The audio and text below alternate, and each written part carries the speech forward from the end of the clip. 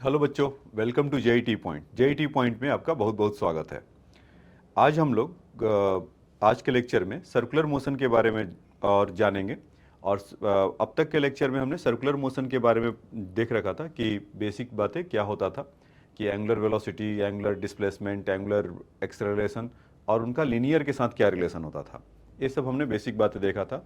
और उसमें थोड़ा बहुत हमने सेंट्रीपिटल एक्सेलरेशन के बारे में देखा था कि सेंट्रीपिटल एक्सेलरेशन क्या होता है, कि whenever a particle moving in the circular path, एक circular acceleration toward the centre होता है और उसमें मास टाइम्स मल्टीप्लाई कर देते हैं तो उसका सेंट्रीपिटल फोर्स होता है। तो ये सब बातें हमने डिटेल में देखा था। अब इस लेक्चर में आज हम लोग उसी कॉन्सेप्ट का थोड़ा अप्लीकेशन देखेंगे। ठीक है, तो आ जाइए, और क्या क्या हो सकता है उसके क्वेश्चन और कैसे फ्रेम हो सकते हैं, तो उसके लिए तो एक यहाँ पर yes.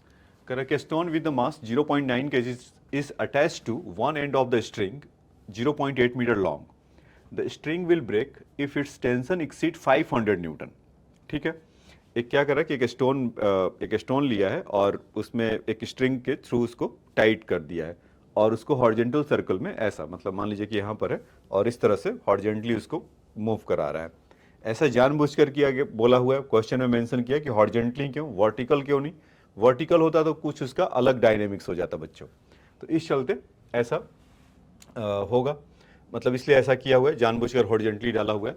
फिर क्या करा कि the stone is world in horizontal circle on A frictionless table top.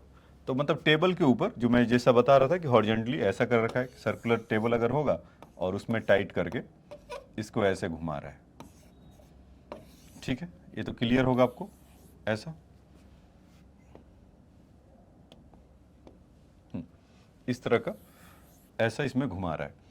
तो हमसे पूछा जा रहा है, हमसे पूछा क्या जा रहा है कि the other end of the string is kept fixed, find the maximum speed of the stone, it can be attend without the breaking the string. मतलब ये कितना हो, जैसे आप देखते होंगे ना कि स्ट्रिंग, जैसे अब बॉब टाइप का कोई चीज़ है और आप एक जगह उसको बांध कर दीजिए, एक जगह कुछ आप उसको स्टोन को बांध दीजिए और एक एंड पे ऐसे ऐसे गोल घुमाइए। बचपन में ऐसा करते होंगे बहुत बार। तो कभी कभी वो तो आपका जो इलास्टिक वाला होगा, जो बचपन में खेलते होंगे, सबने खेला है, हमने भी खेला है। तो इस चलते ऐसा बता रहे। तो उसको आप जब करते होंगे, जैसे जैसे स्पीड आप बढ़ाते हो उसमें लॉन्गनेशन आता है और एक पॉइंट ऐसा भी आता है कि वो टूट जाता है। तो खैर यहाँ पर स्ट्रेचेबल नहीं है, फिक्स है, लेकिन उसकी भी एक फिक्स कैपेसिटी है कि आप कितने उससे रिवॉल्व कराएंगे। तो उससे क्या होगा कि जैसे ही आप रिवॉल्व कराएंगे तो उस पर बाहर की तरफ सेंट्रीफ्यूगल फोर्स एक काम करने लगता है, mv²/r। तो ऑब्वियसली टेंशन कुछ ऐसा लगेगा टी इधर की तरफ। तो कह रहा वही टेंशन कि मैक्सिमम अलाउ कितना कर रहा है, 500 न्यूटन। आपके दिमाग में ऐसा भी तो चल रहा होगा, mg नीचे लग रहा होगा, लेकिन mg का यहाँ कोई रोल नहीं होगा। क्यों? क्योंकि हॉरिजेंटल सर्कल में और mg डाउनवर्ड लगता है, तो वर्टिकल फोर्स को हॉरिजेंटल फोर्स से कोई मतलब नहीं होता है। सो दैट इज वाई तो T इक्वल टू mv² यहाँ पर होगा। और टेंशन का वैल्यू यहाँ पर कितना है, 500 न्यूटन। मास कितना है, 0.9 v², और यहाँ से 0.8। तो यहाँ से 9 से 8 ऐसा निकल गया। तो बाकी का आप इसमें 500 इंटू 8 करेंगे तो 4000/9 ऐसा, अंडर रूट ऑफ v। तो ये सिंपल था। अगर 4 का अगर रूट ऐसे आप देखेंगे तो 2 हो जाएगा, 9 का 3 हो जाएगा, 1000 का कितना हो जाएगा, 10√2। तो 2 इंटू 10√2 बोला मैंने, गलत बोला, 10√10। 1000 का स्क्वायर रूट 10√10 और यहाँ से 3, तो इतना मीटर पर सेकेंड ये आ जाएगा। तो इसको आप सॉल्व कर लीजिएगा, 20√10/3 मीटर पर सेकेंड। तो इस पार्ट का आंसर था बच्चों, ये तो पहला क्वेश्चन। अब आइए, इसको नोट डाउन आप कर सकते हैं चाहे तो। देखिए नेक्स्ट क्वेश्चन, इसमें क्या कर रहा है कि person stand on the spring balance at the equator. ठीक है,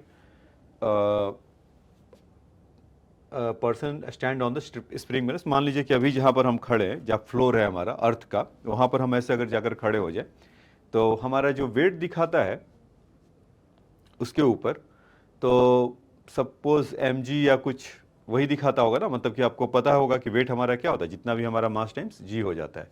अच्छा, एक चीज़ आप सोचो कि अगर अर्थ अर्थ तो घूम रहा है, तो हमारा जो mg वेट होता है क्या वो वही होता है? वो नहीं होता है। क्यों नहीं होता है? क्योंकि जब हम अर्थ पर है और अर्थ घूमता है, और अभी अभी आपने देखा ना पीछे कि अगर कोई चीज़ घूमता है तो mv²/r बाहर की तरफ लग रहा होगा। तो इस क्वेश्चन में भी मान लीजिए कि अगर हम अर्थ ऐसा है और अर्थ के इक्वेटर पे आप कहीं ऐसे हैं, यहाँ पे खड़े हैं, तो mg तो उसका अंदर की तरफ लगेगा। अगर ऐसे दिखा दें अंदर की तरफ, उसके सेंटर मतलब जहाँ अर्थ का सेंटर होगा वहाँ पर, और एक फोर्स बाहर की तरफ लगेगा m⍵²r, सेंट्रीपिटल फोर्स, या mv²/r, इस केस में ओमेगा ले रहे हैं, ऐसा लगेगा। तो उस पर जो नेट फोर्स होगा W इफेक्टिव, अगर उसको अगर कर ले, वो क्या लग रहा होगा? वो लग रहा होगा mg माइनस m⍵²r, ऐसा। तभी हमारा वो मतलब कि अभी वो उसी को रीड करता है। मान लीजिए कि अचानक से अर्थ घूमना बंद कर दे, तो फिर हमें क्या महसूस होगा? जो mv²/m⍵²r जो सेंट्रीपिटल फोर्स बाहर की तरफ लग रहा है वो नहीं लगेगा। तो फिर हमें जो एक्चुअल मास हमारा होगा उसके चलते मतलब हमारा एक तरह से चलना मुश्किल होगा, या मतलब कोई चीज़ को उठाना होगा तो भारी हो लगेगा। जैसे मान लीजिए पेन है तो अभी आसानी से उठा ले रहे हैं ना, तो अभी जैसे लगने में पता चलेगा 10 किलो, या मतलब 10 किलो नहीं, 1 किलो 2 किलो का ऐसा उसमें लगेगा। क्यों? क्योंकि अभी जो अब हम अर्थ के ऊपर है और अर्थ घूम रहा है, तो बाहर की तरफ m⍵²r एक फोर्स लग रहा है, तो जिसके चलते उसका जो वेट है उसको रिड्यूस कर दे रहा है, ये चीज़। तो वो पूछ रहे हैं हमसे कि how much is the reduction in the weight as measured by the balance. तो अभी अगर आप देखेंगे उसमें रिडक्शन कितना करना होगा कि वेट मेजर करने के लिए, तो एग्जैक्टली m⍵² आपको हटाना होगा तभी ना। तो उसमें अगर माइनस कर दें तो हमारा m⍵² बेसिकली वो पूछना चाह रहे थे कि वो अगर उसको हटा दे तो अगर उसका m⍵² हटा दे तो mg का वैल्यू वो निकल कर आ जाएगा। रेडियस ऑफ कर्वेचर के लिए चीज आप रेडियस ऑफ कर्वेचर के लिए देख सकते हैं यहाँ पर इसको, क्योंकि 1 + tan² थीटा होता है ना। ठीक है, ये आपका फॉर्मूला है कि रेडियस ऑफ कर्वेचर के लिए, तो इसमें समझेंगे। तो अभी क्या है कि जब वो θ/2 पर कर रहा है तो उस समय का उसका स्लोप है, उसमें dy/dx जो है ना उसका स्लोप है। तो dy/dx का वैल्यू कितना हो जाएगा? tan θ/2, ये तो आपको मिल गया। दूसरा उसका d2y/dx2 जो निकालना है, तो आपने इसमें पाथ ऑफ प्रोजेक्टाइल का देखा था, पाथ ऑफ मतलब प्रोजेक्टाइल का जो पाथ होता था उसको बोलते थे इक्वेशन, कैसे डिनोट करते थे उस ट्रैजेक्टरी को? इक्वेशन ऑफ ट्रैजेक्टरी के थ्रू। यहाँ पे जगह कम है तो यहाँ लिख देता हूँ y = x tan θ माइनस 1/2, यहाँ पर था u² cos² θ, और यहाँ से gx², ये था बच्चों इसका। तो अगर इसको dy/dx अगर करेंगे यहाँ से तो कितना आ जाएगा? ये आ जाएगा मतलब dy/dx, तो tan θ तो एज इट इज़ रहेगा, तो tan θ ही हो गया, माइनस यहाँ से x² का डिफरेंशिएशन करेंगे तो ये आउट हो जाएगा, मतलब 2x बचेगा, तो 2 से 2 कैंसिल होगा, तो यहाँ से कितना हो जाएगा? gx/u² cos² θ। एक बार और डिफरेंशिएट करते हैं d2y/dx2, तो tan θ फ्री फॉर्म है तो 0 ही हो गया। और यहाँ से अच्छा उस क्वेश्चन में मतलब कि निगेटिव आता है, यहाँ पे मॉड रख दिया जाता है, तो एक चीज़ और उसको ध्यान रखिएगा। और उसका हाँ ये चीज़ देखिए लिखने में अभी गड़बड़ी हो गया कि उसका ये जो पावर है, ये पावर ये पूरा नहीं, केवल इतना ही होगा बच्चों, ये जो पावर होगा ये 3/2 केवल इसी का पावर है। ठीक है, तो dy/dx = tan θ/2, और ऐसा रेडियस ऑफ कर्वेचर के लिए होगा। तो हाँ d2y/dx2 देख रहे थे हम लोग, तो ऐसा होगा x tan θ, तो यहाँ से g u² cos² θ, तो ये निगेटिव है तो यहाँ से मॉड ले लेते हैं इसका, तो ये क्या दे देगा? g/u² cos² θ।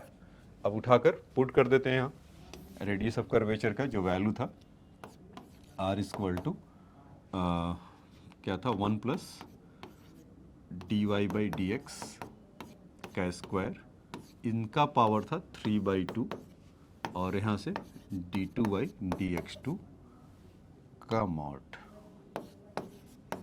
इस तरह का था यही। तो अगर वहाँ से आपको याद होगा 1 प्लस dy/dx का वैल्यू कितना था, स्लोप दे रखा था tan θ/2।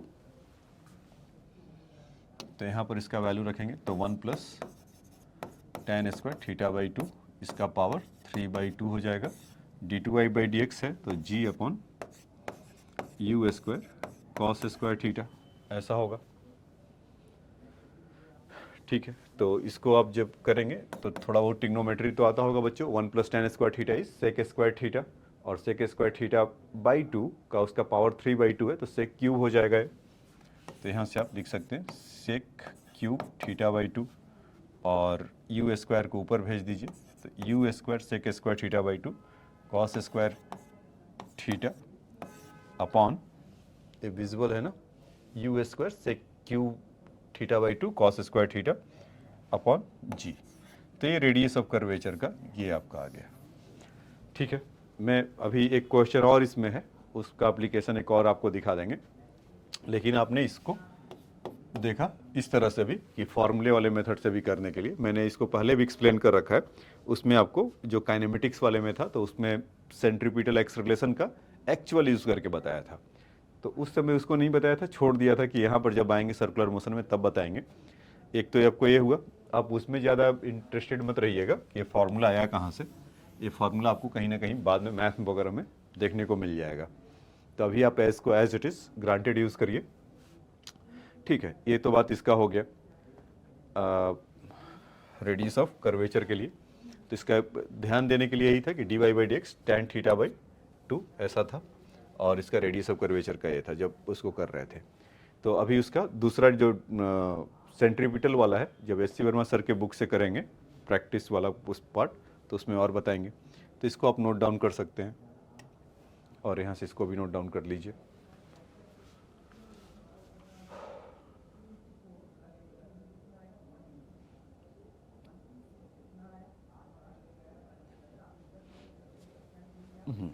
हो गया होगा बच्चों। अब आइए नेक्स्ट क्वेश्चन में। हाँ, ये क्वेश्चन है आपका, करे कि a wheel of rotation around a stationary axis so that rotation angle varies theta with the time ts, मतलब ये थीटा है बच्चों, theta is equal to k t square, where k का value 0.2 rad per second square है। Find the total acceleration of the point at the rim at a moment t equal to 2.5 second. तो इसमें जो word लिखा है ना, find total acceleration, एक ये है। And if the linear velocity of the point at the rim at this moment is इतना, v इक्वल टू 0.65, तो v का वैल्यू 0.65 है। ठीक है, तो दो तरह का एक्सेलरेशन होता है जब भी इस तरह का नॉन यूनिफॉर्म सर्कुलर मोशन होते हैं, इस तरह का बच्चों बताया था।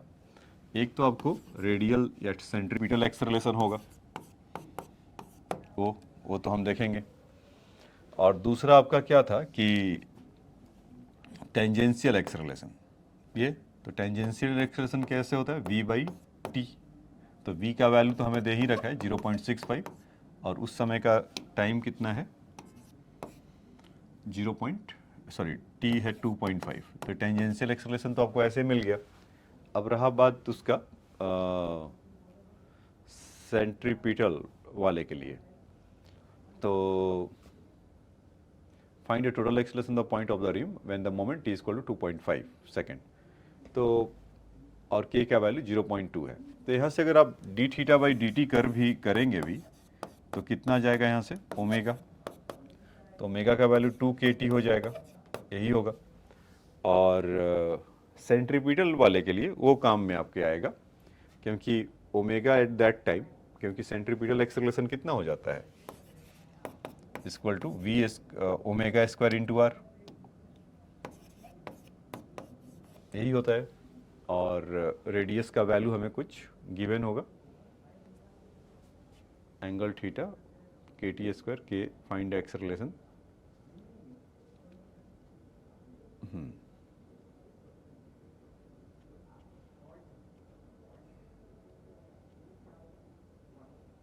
के का वैल्यू गिवन है। अच्छा ठीक है, देखते हैं क्या आ रहा है। तो यहाँ से इसका वैल्यू अगर करेंगे तो कितना आ जाएगा, ओमेगा का वैल्यू 4 स्क्वायर के स्क्वायर, मतलब ओमेगा का वैल्यू 2k2 है तो AC का वैल्यू ओमेगा स्क्वायर आर है, तो टी स्क्वायर इंटू आर ऐसा हो जाएगा। तो ये तो इसके लिए हुआ, ओमेगा के लिए हुआ।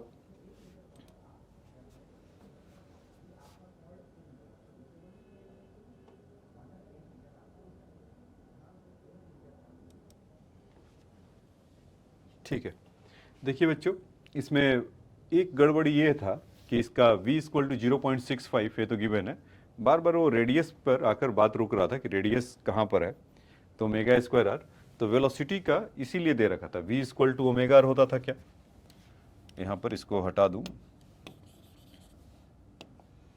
v equal to omega r, तो r का v का वैल्यू तो हमें पता है, तो r का वैल्यू कितना हो जाएगा, v बाई ओमेगा, है ना, और ओमेगा का वैल्यू कितना था 2kT, तो यहाँ पर r के जगह पे आप चाहें तो, या आप इसको डायरेक्ट भी पुट कर सकते हैं क्या, यहाँ पर r के जगह पर, यस, उसको आप डायरेक्ट भी पुट कर सकते हैं, जो r का वैल्यू, अच्छा चलो अब उसको लिख दिया तो लिख दिया, तो v का वैल्यू जितना है और ओमेगा का वैल्यू 2kT है यहाँ से, तो इसका वैल्यू पुट करेंगे ओमेगा स्क्वायर आर, तो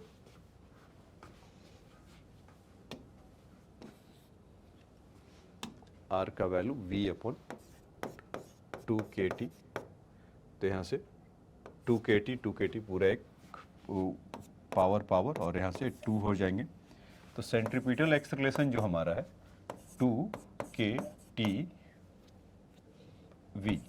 ऐसा होगा क्या, ठीक है, v का वैल्यू हमें पता है और टेंजेंशियल एक्सेलरेशन वाला ये चीज़ पता है, तो टोटल एक्सेलरेशन चाहिए इनको, तो टोटल एक्सेलरेशन के लिए क्या होता है, टेंजेंशियल का स्क्वायर प्लस सेंट्रीपिटल का स्क्वायर, यही होगा ना, कि टेंजेंशियल वाला देखिए ऐसा जा रहा होगा और सेंट्रीपिटल वाला कुछ ऐसा जा रहा होगा, इन दोनों का रिजल्टेंट ऐसा होगा a इक्वल टू, तो आप वहाँ से इसको स्क्वायर करके सम करेंगे तो वहाँ से आपको मिल जाएगा, यहाँ से अगर मैं लिख दूँ इसको a equal to centripetal acceleration plus tangential acceleration, तो सेंट्रीपिटल एक्सेलरेशन के लिए क्या था बच्चों, ऐसा 2kTv, तो यहाँ पर 2kTv प्लस टेंजेंशियल एक्सेलरेशन की जगह पे v बाई टी का स्क्वायर, तो इसमें सब कुछ वैल्यू पुट करिएगा, जैसे 2 k का वैल्यू मेरे ख्याल से 0.2 दे रखा था, यहाँ पर k का वैल्यू 0.2 दे रखा था ना, और v का वैल्यू हमारा 0.65 है, t का वैल्यू 2.5 है, तो 0.2 2.5 और वेलोसिटी 0.65 और 0.65 अपॉन 2.5 का स्क्वायर, तो इसको सबको करेंगे अब, जैसे 2 इंटू 2.5 करिए तो कितना हो गया, 5 हो गया, यहाँ से यहाँ करेंगे तो 5 हो जाएगा, और 5 इंटू 0.2 करेंगे तो 1 हो गया, तो 0.65 तो वहाँ पर ऐसे भी आ रहा है, तो आप पूरा अगर सॉल्व करोगे तो 0.7 के आसपास आएगा ये आंसर, मीटर पर सेकेंड स्क्वायर, टोटल एक्सेलरेशन ये होगा बच्चों। तो इसमें से आपको ध्यान ये रखना था कि थीटा का वैल्यू जो दे रखा था वहाँ से तो हमको ओमेगा लेकर आ जाएंगे, ये ओमेगा आ गया, लेकिन जब हम रेडियल सेंट्रीपिटल एक्सेलरेशन अगर लिखेंगे तो ओमेगा स्क्वायर आर होता है, तो आर का वैल्यू नहीं दिया हुआ है क्वेश्चन में, तो उसमें टेंजेंशियल वाला अगर देखेंगे तो v बाई टी होता है, v का वैल्यू दे रखा है, तो हम ये जानते थे v equal to omega r, तो वहाँ से हमें r का वैल्यू कैलकुलेट किया, फिर वापस ले जाके पुट कर दिया, तो उसमें से आया, तो इसको लिख लीजिए, ये भी बेसिक क्वेश्चन है काइनेमेटिक्स वगैरह को समझने के लिए।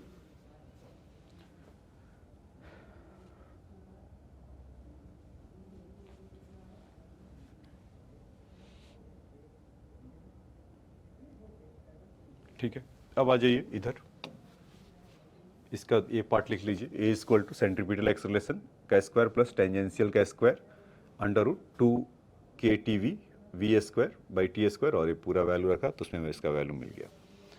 अब आ जाइए इधर, हाँ ये इसी की बात कर रहा था बच्चों, कह रहा है कि stone is thrown horizontally with the velocity of 10 metre पर second, find the radius of curvature of trajectory the end of the 3 second after the motion began. तो यहाँ से हॉरिजेंटली फेंक रहा होगा, तो मान लेते कहीं से फेंक रहा होगा, अगर यहाँ से हॉरिजेंटली ग्राउंड पे फेंके तो कुछ तो बनेगा नहीं, वो स्ट्रेट लाइन में चला जाएगा ना, कोई सपोर्ट पे। हवा में होगा तो इस तरह का कुछ होगा, फेंका ऐसे है, तो एंड ऑफ द 3 सेकेंड में कहीं पार्टिकल यहाँ पर हो सकता है। तो उस समय उस पॉइंट पर उसका रेडियस ऑफ कर्वेचर क्या होगा ये बताना है। यहाँ पे कहीं सेंटर होगा ना ऐसा, तो मतलब इसके लिए कुछ ऐसा बन रहा होगा, उस समय का रेडियस ऑफ कर्वेचर बताना है। ठीक है, तो हमें एक तरह से तो एक तो चीज़ गिवन है कि इसका इस बार जो स्लोप है dy by D x, horizontally उसको अगर फेंक रहा है तो उसमें dy बाई डी एक्स का वैल्यू, थीटा का वैल्यू हम ये कह सकते हैं कि वेलोसिटी इसका 0 है, 10 मीटर पर सेकेंड है, तो वो सब तो हम काम कर लेंगे कि, या जैसे देखिए कि y equal to X tan theta है minus G X square two you square cos square theta, यही होता है। तो ये वैल्यू तो 0 चला गया और वहाँ से थीटा का वैल्यू भी 0 हो गया, तो आपका y का वैल्यू कितना आ गया, minus G X square over 2u square, यही। तो dy बाई डी एक्स अगर करेंगे तो कितना हो जाएगा, माइनस जी एक्स, यही होगा, minus G x over 2u square, ऐसा। तो dy बाई डी एक्स का वैल्यू tan थीटा तो 0 मत लेना उसको, ऐसा कि x tan थीटा, चलो हाँ वो तो थीटा का वैल्यू तो 0 ही होगा क्योंकि वो तो बोल ही रखा है, ठीक है वो तो 0 है। मुझे इससे लगा कि ठीक है जी एक्स अपॉन 2u स्क्वायर, तो उसमें ये नहीं बोला कि x मतलब आफ्टर 3 सेकंड के बाद बोला है, तो इसका वेलोसिटी का 10 मीटर पर सेकंड है। प्रोजेक्टाइल में आप जानते हैं ना कि 10 मीटर पर सेकंड से हुआ होगा, तो x तो इतना चला होगा उसमें, तो x का वैल्यू कितना होता है, हाँ वेलोसिटी का x कंपोनेंट कभी चेंज नहीं करता है, उसका वैल्यू कितना है 10, तो 10 इंटू 3, तो कितना हो गया x का वैल्यू 30 मीटर। तो यहाँ पर आप इसका dy बाई डी एक्स का वैल्यू तो लेकर आ सकते हैं, माइनस g का वैल्यू 10 और x का वैल्यू 30 और u स्क्वायर का वैल्यू है 100, क्योंकि u है 100 तो u स्क्वायर 100 हो गया 0।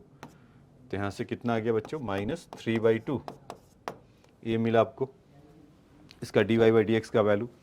अब उसको फिर से इस पार्ट को अगर dy, हमें तो d2y by D x to भी चाहिए होगा, तो d2y dx2 जब हम करेंगे तो यहाँ से कितना हो जाएगा, माइनस जी ओवर 2u स्क्वायर, ऐसा। तो g का वैल्यू हो गया 10, मॉड ले लेते हैं, निगेटिव तो रखते नहीं है क्योंकि वहाँ तो स्क्वायर है तो पॉजिटिव हो जाएगा, और यहाँ से फिर हो जाएगा 100, तो माइनस 1/10, तो उसका मॉड 1/10 आ गया। अब बारी है इसको फॉर्मूले में पुट करने का, तो वहाँ से अगर फॉर्मूले में अगर पुट करेंगे तो उसका वैल्यू हमारा वहाँ से मिल जाएगा। तो यहाँ से लिख लीजिए r equal to 1 dy by D x का square whole power is 3/2 over d2y dx2। तो सब कुछ हमें यहाँ पर पता है, d2y dx2 का वैल्यू 1/10 था, 1 dy बाई डी एक्स का वैल्यू कितना था, कुछ 3/2 था, 3/2 ही आया था ना, माइनस 3/2। तो यहाँ से इसका वैल्यू करेंगे तो 9/4 हो जाएगा और उसका फिर से पावर 3/2। तो बाकी तो ग्रेडिंग पुटिंग टाइप का है, तो उसको वैल्यू पुट करेंगे तो आपका आंसर वहाँ से मिल जाएगा।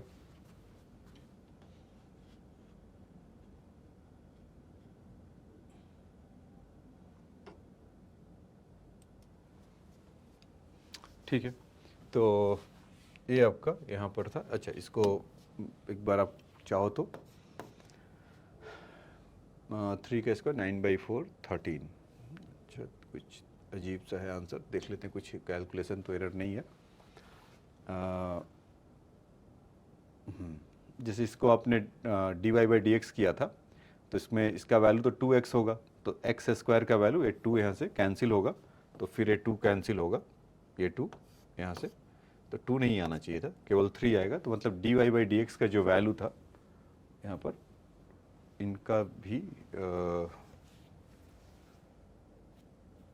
u स्क्वायर था, यहाँ पर तो देखो, यहाँ पर तो 2u² है, वो 2 मतलब था, वहाँ पर आ गया था -1/10, ये तो ठीक था क्योंकि 2 का उसमें यूज़ ही नहीं कर पाया मैंने। तो यहाँ से क्या होगा कि खाली वहाँ से 9 होगा, यहाँ पे लिख देता हूँ अब फाइनली कि dy/dx का जो वैल्यू होगा वो कुछ 3 होगा और d2/dx2 का जो वैल्यू होगा कुछ 1/10 होगा। तो यहाँ से इसका वैल्यू यहाँ से रखा तो 3 4 और ठीक है, अब जितना भी आएगा 4 है तो 4 का अगर आप करेंगे 4 का स्क्वायर कितना हो जाएगा, नहीं आप सॉरी 4 का पावर 3/2 और यहाँ से 10 अलग से आएगा तो इतना मीटर, तो 4 का पावर 3/2 बिकम 8, तो यानी कि 80 मीटर ये आपका मिलकर आ जाएगा। ठीक है बच्चों, तो ये था रेडियस ऑफ कर्वेचर का कि अगर 10 मीटर पर सेकंड से stone is thrown horizontally with the velocity 10 metre पर second, find the radius of curvature. तो फार्मूला के हेल्प से हम उसको फटाफट लेकर आ सकते हैं और y = x tan theta minus gx² award उसको लगाया और वहाँ पर डिफ्रेंसिएशन करते समय ध्यान रखिएगा कि 2 जो आएगा तो 2 से 2 इसका कैंसिल हो जाएगा, तो 2 नहीं है तो इसका वैल्यू dy/dx का -3 आया था। फिर से एक बार डिफ्रेंशिएट किए तो ये 2 तो गायब था क्योंकि g - g/u² है, तो x तो गायब ही हो गया और उसका निकाल लिया। x का वैल्यू कैसे लेकर आए कि वेलोसिटी का x कंपोनेंट चेंज करता नहीं है, तो 10 मीटर पर सेकंड से था, 3 सेकंड के लिए हुआ तो 30 मीटर पर सेकंड हुआ। तो इस तरह का ऐसा कुछ हुआ, तो ये रेडियस ऑफ कर्वेचर का था। बाकी यहाँ पर कैलकुलेशन है, तो आप इस पार्ट को राइट डाउन कर लीजिए ठीक से अच्छे से।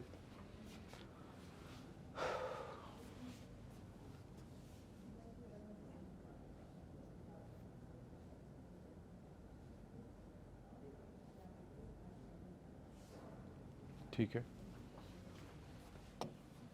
इसको और नोट डाउन कर लीजिए।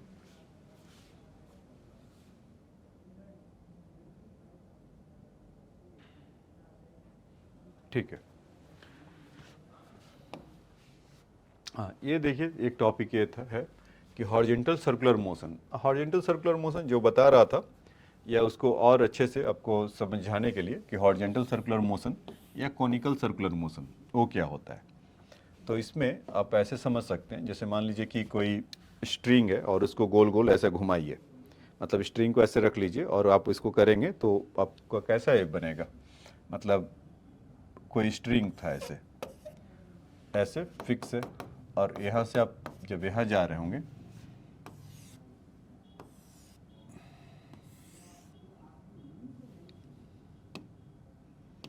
ये रुको और थोड़ा इनको अच्छा बना लेता हूँ, फिगर तो है हमारे पास ना शेप, तो क्यों ना इसको और अच्छा से बना लिया जाए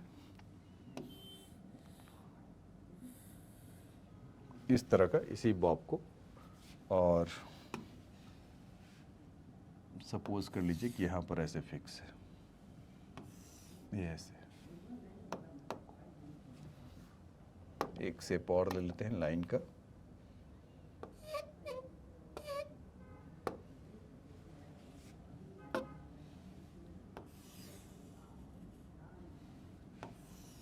ऐसा थोड़ा सा अभी भी है टिल्टेड, लेकिन ठीक है समझ में तो आ रहा होगा। अब देखिए कि इसको मैं ऐसा करता हूँ कि इसको पकड़कर ऐसे गोल गोल अगर घुमा रहे होंगे ऊपर से तो ऐसा ही दिखाई देगा कॉनिकल शेप में। अगर उसका रेडियस सपोज r है, उसका लेंथ l है स्ट्रिंग का, ठीक है, तो हमें कभी कभी तो थीटा दिया रहता है, जब थीटा नहीं दिया होता तो इन्फॉर्मेशन दिया रहता है कि आप यहाँ से इसका थीटा लेकर फाइंड आउट करिए। बेसिकली साइन थीटा का वैल्यू वहाँ से आपको मिल जाएगा r/l, तो एक तो वो है। अच्छा, अगर मान लीजिए कोई स्ट्रिंग है, बॉब है, तो हो क्या रहा होगा, उसका डायनेमिक्स क्या चल रहा होगा, फोर्स कौन कौन सा लग रहा होगा, तो उसके नीचे mg लग रहा होगा ऐसा टेंशन, ठीक उसके स्ट्रिंग के अलॉन्ग लग रहा होगा T, और इसको जब आप ब्रेक करेंगे तो टेंशन का देखिए। अच्छा, और सर्कुलर मोशन में है तो एक टुवर्ड द सेंटर आपका यहाँ से ऐसा कुछ एक्सेलरेशन लग रहा होगा mv²/r, ऐसा या m⍵² कह सकते हैं। तो 3 फोर्स तो लग रहे हैं, m⍵ और mv²/r, दूसरा नीचे mg लग रहा होगा और तीसरा along the string tension T लग रहा होगा। तो अब इस टेंशन के 2 कंपोनेंट होंगे जो उसको बैलेंस कर रहा होगा, या तो अगर टी इधर है तो m we square by r opposite side में लग रहा होगा। ऐसा हम कर सकते हैं, क्यों? क्योंकि वो जब टेंशन उसको खींच रहा होगा तो मस्ट इसको बैलेंस करने के लिए क्या लग रहा होगा, बाहर की तरफ। तो कैलकुलेशन है, सेंट्रीफ्यूगल कह सकते हैं या सेंट्रीपिटल कह सकते हैं। तो इस केस में सेंट्रीपिटल इसको कह सकते हैं। तो यहाँ से आप इसको ओमिट कर दीजिए और इसका वैल्यू एम ओमेगा स्क्वायर या m we square by r बाहर की तरफ लग रहा होगा। अब इसके दो कंपोनेंट होंगे, ऐसा और ऐसा। तो ये थीटा ऐसा हो जाएगा, तो टी का ये वाला कंपोनेंट कितना हो जाएगा, टी कॉस थीटा, और ये वाला कंपोनेंट टी साइन थीटा इस तरफ से। तो t cos theta is equal to M g, यहाँ से बोल सकते हैं क्या, और t sine theta is equal to M we square over r. तो इन दोनों को डिवाइड करेंगे तो कितना हो जाएगा, tan theta equal to m से एम गया तो v square by r g. तो ये चीज़ आपका मतलब कि अगर हॉरिजॉन्टल सर्कल है, इस तरह का कॉनिकल अगर बन रहा है तो इसका हम ऐसा देख सकते हैं। तो इस पे एक क्वेश्चन लेते हैं अभी और फिर आपको बताते हैं कि उसका यूज़ कहाँ पर कैसे है। ठीक है बच्चों, तो इसको देखिए, मतलब इस कॉन्सेप्ट को पहले नोट डाउन कर लीजिए आप लोग।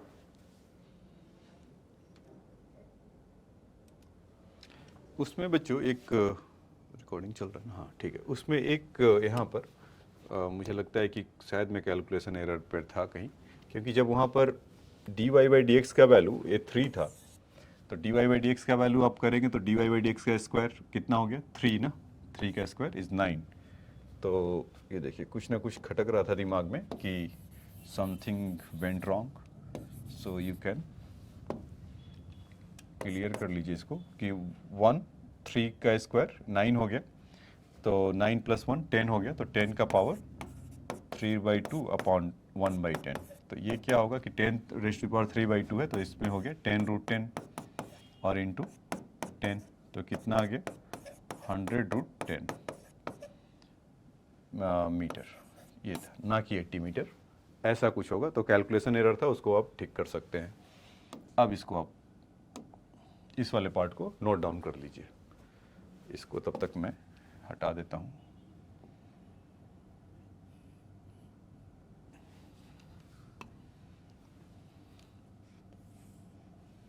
ऐसा, और टेंशन का ये वाला कंपोनेंट इस t sine theta. So t sine theta is equal to M we square by r, t cos theta is equal to M g, इस तरह का होगा। ठीक है, इसको नोट डाउन कर लिया।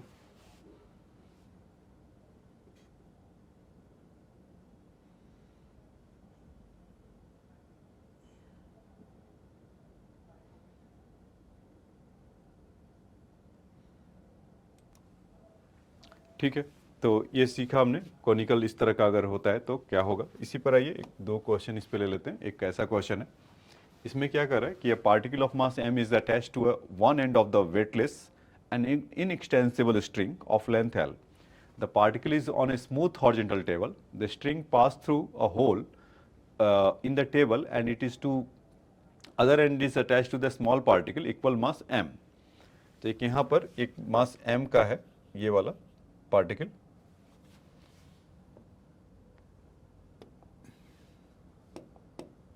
ये वाला m का है और एक यहाँ पर है। और आप देख रहे होंगे कि मतलब एक ऊपर की तरफ ऐसा एक पार्टिकल ऐसे गोल गोल ऐसे घूम रहा है और नीचे दूसरा है कॉनिकल उसमें घूम रहा है, जो अभी हमने किया था। तो इसमें क्लियरली मेंशन है कि अगर इसका लेंथ, स्ट्रिंग का लेंथ कितना है, L है, और उसमें ω1 से जा रहा है। आगे पढ़ लेते हैं। The system is set in the motion with the first particle describing a circular on the table with constant angular velocity ω1 and the second particle moving in the horizontal circle as a conical pendulum with a constant angular velocity ω2. इसमें गोल गोल ω2 में ऐसा घूम रहा है कि so that the length of the portion of the string on the either side of the hole are in the ratio is the ω² by ω2. अच्छा, तो so that the length of the portion of the string, मतलब इन दोनों का, मान लीजिए कि यहाँ से यहाँ तक ये R1 है, तो इसको बोल रहा है कितना हो जाएगा LR1, मतलब कि टोटल स्ट्रिंग का लेंथ L है। तो ये वाला पार्ट सर्कुलर में चला गया तो R1 हुआ, और यहाँ से नीचे की तरफ है होल से, तो ये L माइनस R1 हो जाएगा। इस तरह का ही होगा ना। तो उन दोनों का रेशियो बता रहा है ω2/ω1 होगा। ठीक है, तो आइए इनका डायनेमिक्स समझते हैं। पहले क्या क्या हुआ होगा, कौन कौन से फोर्स लगे होंगे, उसको करते हैं। तो पहला वाला ऊपर वाला जो है ω1 से बाहर की तरफ जा रहा है, तो अगर वो बाहर की तरफ मतलब कुछ इस तरह का बनेगा क्या, तो उसमें मतलब उसमें यहाँ पर ऐसा होल है, तो m⍵1² इंटू R1 यही होगा, और टेंशन कुछ इधर की तरफ लग रहा होगा T। तो एक तो चीज़ हमें पता चल गया कि टेंशन जो इसका होगा T=m⍵² इंटू R1 हो लग रहा होगा, ये चीज़। इनको सही कर देता हूँ।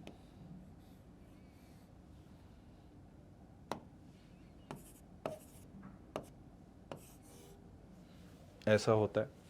फिर दूसरा कि जैसा अब यहाँ पर फोर्स दिखा भी रखा है mg नीचे की तरफ और m⍵2R2 उधर की तरफ, और टेंशन को अभी अभी देखा था कि इसको ब्रेक करके, तो इसमें आप देखेंगे तो m ऐसे रिलेशन तो हमें इसी में चाहिए था।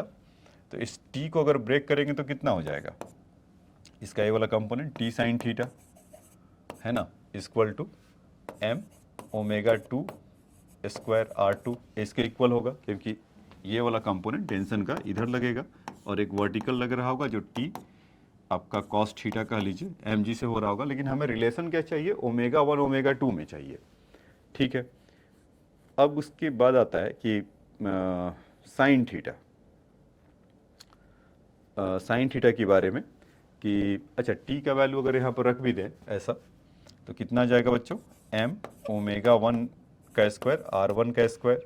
R1 और यहाँ से sign theta equal to m⍵2R2 ऐसा होगा। तो इसमें से तो, और R2 मैंने इसको बोला, इस रेडियस को बोला है, तो खैर उन दोनों का जो लेंथ का जो रेशियो था आप यहाँ से देखे थे, R1 और L माइनस R1 में था। खैर वो ठीक है यार, रह जाएगा, पहले इनको समझ लेते हैं। ये तो चले गए लोग। ठीक है, और हमें चाहिए क्या, ω2²/ω1²। तो हमें ये चाहिए ω2²/ω1²। तो क्यों ना हम अपना काम पे लग जाएं, इनको एक एक तरफ के लेते आए। ω2² इधर भेज दे, ω2² इधर है ही है, तो ω1² इधर हो जाएगा, और हमारे पास क्या बचेगा, R1 sin θ/R2, R1 sin θ/R2 ऐसा। अब साइन थीटा का वैल्यू अभी हमें निकालना होगा। तो साइन थीटा का वैल्यू क्या हो जाएगा बच्चों, बताया था उसमें कि थीटा होता है। तो यहाँ पर आप चाहें तो पीछे, ठीक पीछे वाले क्वेश्चन में कहा था ना, तो यहाँ पे साइन थीटा का वैल्यू कितना हो जाएगा, अब देखिए R2 अपॉन, क्योंकि ये उसके सामने का परपेंडिकुलर वाला पार्ट होगा और ये दिस इज हाइपोटेन्यूस, तो R2 upon L minus R1 होगा क्या, बिल्कुल हो जाएगा। तो यहाँ पर साइन थीटा का वैल्यू रख लिया जाए, R1 तो R1 है, और साइन थीटा में ये R2 upon L minus R1, और यहाँ से R2 चल ही रहा है, R2 कैंसिल हो गया, ω2² upon ω1² equal to R1 upon L minus R1, ये ऐसा हो जाएगा। ठीक है, तो ये उन्हीं दोनों के रेशियो में था। अगर R1 था तो L माइनस R1 था, तो आपको एक तरह से प्रूफ करने जैसा था, तो प्रूफ करके इसको हमने बता दिया। ठीक है, तो ये समझ में आया होगा बच्चों आपको,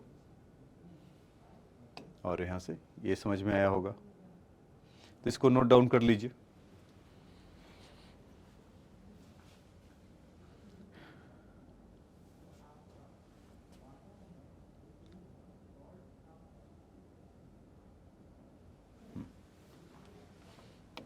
इसको ये लिख लीजिए।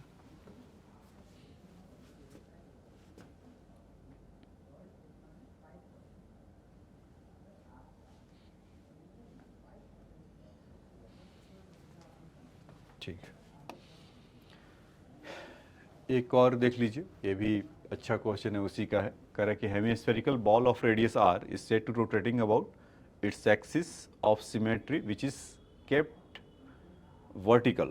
A small block kept in the ball rotate with the ball without the slipping on its surface. The surface of the ball is smooth and angle made by the radius through the block with the vertical is theta. Find the, यहाँ पर angular speed होगा, speed लिखना भूल गए हैं। Question समझ में आया बच्चों? क्या है ये कह रहे हैं कि इस तरह का है बॉल, हेमिस्फेरिकल बॉल है और इसके अंदर कोई ब्लॉक को रोटेट कर रहा है, ऐसा ऐसे, मतलब आप देखते होंगे ना कभी कभी ऐसे ऐसे गोल गोल घुमाते रहते हैं कुछ। आप बॉल में ले लीजिए, दूध जैसा है, पानी जैसा कोई चीज़ आप घुमाते रहते हैं, तो इसमें क्या है कि ब्लॉक को डाल दिया और ब्लॉक को ऐसे ऐसा गोल घुमा रहा है। और उस समय जो इनका सेंटर जो होगा, यहाँ से इनका रेडियस आर है, क्वेश्चन में मेंशन है आर है, रोटेटिंग अबाउट इट्स एक्सिस। तो यहाँ से कुछ हिस्सा इसका एक्सिस होगा और ऐसे गोल घूम रहा है। ये वाला ब्लॉक यहाँ पे कहीं मान लेते हैं यहीं पर होगा ऐसे। तो जब वो गोल गोल घुमा रहा होगा तो उस समय का रेडियस कितना होगा, कुछ स्मॉल आर का देते हैं, इसको कैपिटल आर है, और उसका जो रेडियस वेक्टर जितना है ये चीज़, वो एंगल थीटा बना रहा है फ्रॉम द वर्टिकल इस थीटा, इससे ये थीटा बना रहा होगा, ये चीज़ थीटा बना रहा है। तो हमें पूछ रहा है कि कितने स्पीड से इसको घुमाएं, एंगुलर स्पीड उसका कितना होगा कि वो गिरे नहीं। यही है ना कि a small block kept on the ball rotate with the ball without slipping on its surface, मतलब किसी के साथ साथ जा रहा है, नॉट स्लिप भी नहीं कर रहा है, वो चिपका हुआ है और बॉल को घुमा रहा होगा। तो मतलब कुछ आप ऐसा समझ लीजिए कि मिक्सी में कोई चीज़ कभी चीज़ घुमाते हैं तो देखते हैं कि चिपका हुआ रहता है, तो मतलब वहीं पर चिपका हुआ है और लेकिन उसका जार गोल गोल घूम रहा है, वैसा ही एकदम वैसा हो रहा है। तो वर्टिकल से थीटा बना रहा है, तो पूछ रहा है कि ओमेगा का वैल्यू क्या होगा। तो ठीक है, mg का इधर डाउनवर्ड लगेगा, नॉर्मल फोर्स इधर लगेगा क्योंकि कांटेक्ट में है ऊपर की तरफ, स्मूथ बता रखा है, फ्रिक्शन वगैरह का कोई रोल नहीं है। m ओमेगा स्क्वायर, मतलब पहले वहाँ पर क्या था कि टेंशन था तब उसके चलते तो उसको पकड़ के रखा था, तो एग्जैक्टली वो कॉनिकल वाला ही है, यहाँ पे बस नॉर्मल फोर्स लग जा रहा है। और बाहर की तरफ आपका m ओमेगा स्क्वायर आर कह लीजिए,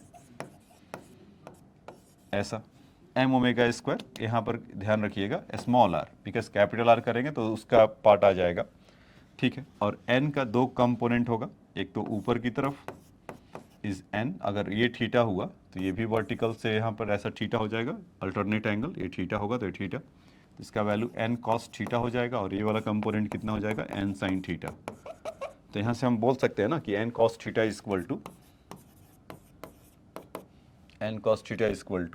mg और n sine theta is equal to m omega square into r, small r बच्चों। अच्छा, इस आर को बार बार आ रहा है तो इसको लिख ही लेते हैं।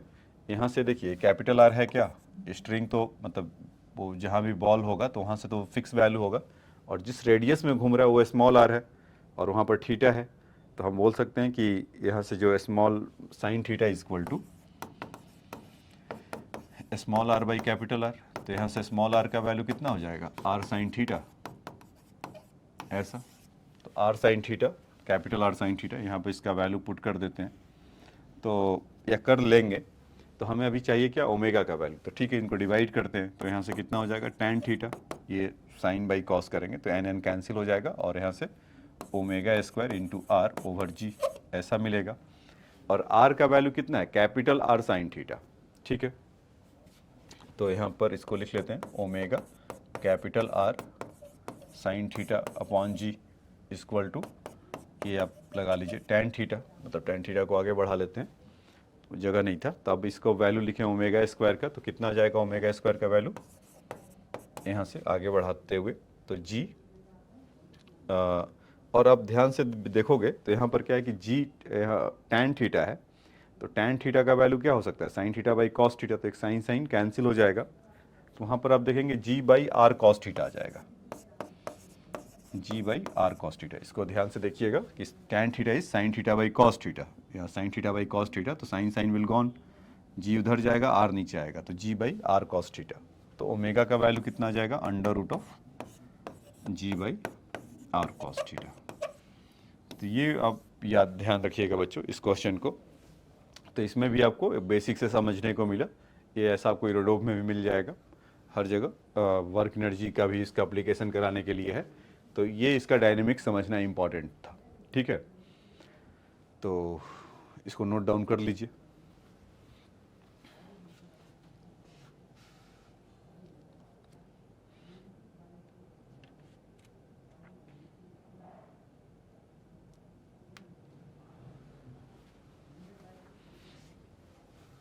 ठीक है, इसका अगला स्लाइड नोट डाउन कर लिया होगा। हाँ, और इसमें एक और क्वेश्चन होता है, वो देख रहा हूँ कहाँ पर है, लगता है इन्होंने बनाया नहीं है। अच्छा ठीक है, इसको आप नोट डाउन करिए।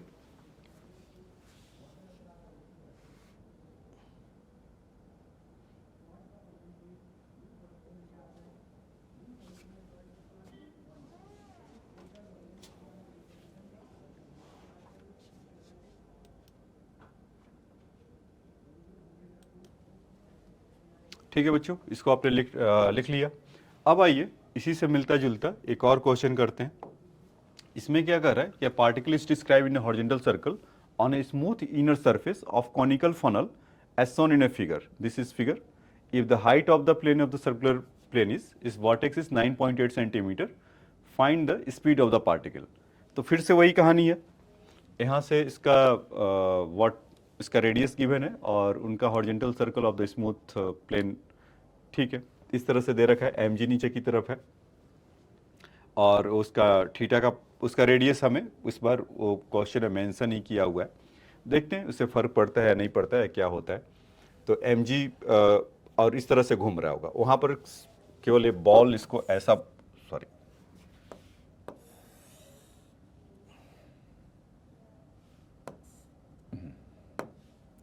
ये वहाँ पर क्या था पिछले बार में, ये ऐसा बॉल था ना, इस तरह का बॉल था हेमिस्फेरिकल, सेम मतलब वो समझ लो कि चिपका हुआ था। अब इसको कॉनिकल फ्लास्क में बस कर दिया, लेकिन घूम तो ऐसे ही रहा है। और इसमें एन का अगर ऊपर की तरफ लग रहा होगा उसके परपेंडिकुलर, एम जी ऐसे m we square by r. तो हम क्यों ना इसको फटाफट ब्रेक कर लें। एन इज विजिबल है ना, हाँ, एन साइन थीटा और यहाँ से एन कॉस थीटा। इस तरह उसमें और इसमें थोड़ा सा अंतर ये है कि यहाँ से थीटा इसी तरफ से लिया हुआ है, फिगर में ऐसा बोला है तो हम कुछ कर नहीं सकते। तो यहाँ से आप देखेंगे कि N cos theta equal to M G है, N cos theta equal to M we square by R है और एन साइन थीटा का वैल्यू आपका कुछ एम जी है। तो इन दोनों को अगर डिवाइड अगर करेंगे तो टैन थीटा का वैल्यू कितना आ जाएगा, is r g by v square, यही होगा क्या, r g by v square not r square, ऐसा होगा टैन थीटा का वैल्यू। तो टैन थीटा का वैल्यू अगर आप देखेंगे तो यहाँ से तो आर है और यहाँ से 9.8 सेंटीमीटर है। मतलब अगर इस राइट एंगल ट्रायंगल आपको दिख पा रहा होगा ऐसा, तो टैन थीटा का वैल्यू हम यहाँ से ऐसा लिख सकते हैं क्या, इज आर बाई 9.8 सेंटीमीटर में है। तो फाइंड स्पीड पूछा है ना, ठीक है, तो ये कैपिटल आर कर देता हूँ मैं, इस कैपिटल आर। तो ये वाला आर कैंसिल हो जाएगा, ये वाला आर कैंसिल हो जाएगा। तो उसमें वी स्क्वायर का वैल्यू कितना हो जाएगा बच्चों, वी इक्वल टू, अगर एच बोलते तो कुछ रहता, तो जी टाइम्स ऑफ 9.8 सेंटीमीटर में है और इसका स्क्वायर रूट। तो जी का वैल्यू 9.8 होता ही है, लेकिन वो मीटर पर सेकंड में है, 9.8 सेंटीमीटर पर सेकंड में है, 9.8 सेंटीमीटर में है। तो इसको अगर 980 लिख पाएंगे क्या, 980 इंटू 9.8 ऐसा। तो यहाँ से बस आंसर आपका आएगा सेंटीमीटर पर सेकंड में। तो ये डॉट से डॉट ये हटा दे तो 98 इंटू 98, इससे अच्छा कैलकुलेशन और क्या चाहिए। तो v इक्वल टू कितना आ गया बच्चों, 98 सेंटीमीटर पर सेकंड, और दूसरी भाषा में अगर बोले तो 9.8 मीटर पर सेकंड। तो ये आपका आंसर आ गया इसका, इस पार्ट का। ठीक है, तो ये बात समझ में आया, तो इसको नोट डाउन कर लीजिए। ठीक है, ये तो ये आप नोट डाउन कर लिए होंगे। अब उसके बाद आइए नेक्स्ट क्वेश्चन में चलते हैं। A car start from rest in a circular flat road of radius are with an acceleration A. ठीक है, एक car start from the rest with the circular flat road. अच्छा, सर्कुलर फ्लैट रोड की story आपको मुझे बताना है अभी, मतलब बैंकिंग ऑफ रोड जो होता है उसके लिए। तो अच्छा चलो आ जाओ, उसको बता ही देता हूँ, फिर इस क्वेश्चन को लूँगा। तो उसमें क्या होता है बच्चों, बैंकिंग ऑफ रोड में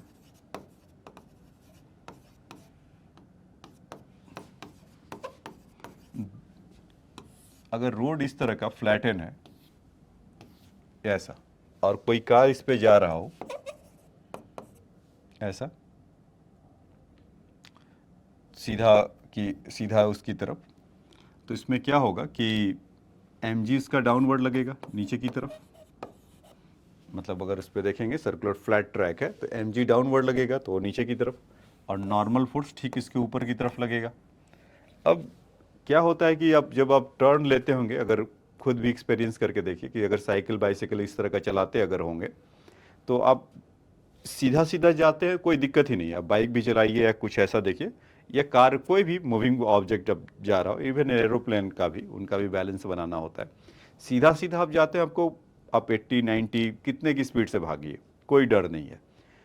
लेकिन अचानक से जैसे ही मोड़ आया तो आप देखेंगे कि आप अनबैलेंस होने लगेंगे। तो उसमें क्या होगा कि जैसे ही आप टर्न लेंगे तो वहाँ पर, और आप बहुत ग्रेट स्पीड से हैं तो वो बाहर की तरफ जैसे ही सर्कुलर में गए तो m B square by r बाहर की तरफ लगने लगेगा। यही होगा ना, टर्न में जैसे ही आएंगे वॉट एवर द वेलोसिटी और जो आर्क होगा तो उसके बाहर की तरफ लगने लगेगा। तो उस समय रेस्क्यू करने कौन आएगा? आपका टायर इधर की तरफ मुड़ रहा होगा, इधर की तरफ जा रहा होगा, तो रेस्क्यू करने आएगा फ्रिक्शन ऐसा। तो फॉर सेफ राइडिंग के लिए on the flat road, flat circular अगर पाथ पर है तो फ्रिक्शनल फोर्स को क्या होना चाहिए, मस्ट बी ग्रेटर देन या इक्वल टू, तब तक वो रेस्क्यू कर पाएगा। अगर फ्रिक्शन से आप ज़्यादा है तो फिर आप कहाँ चले जाएंगे, बाहर की तरफ ही चले जाएंगे और आप स्किडिंग वहाँ पर होंगे। तो फॉर सेफ राइडिंग के लिए ऐसा होता है, frictional force is greater than equal to M we square by r.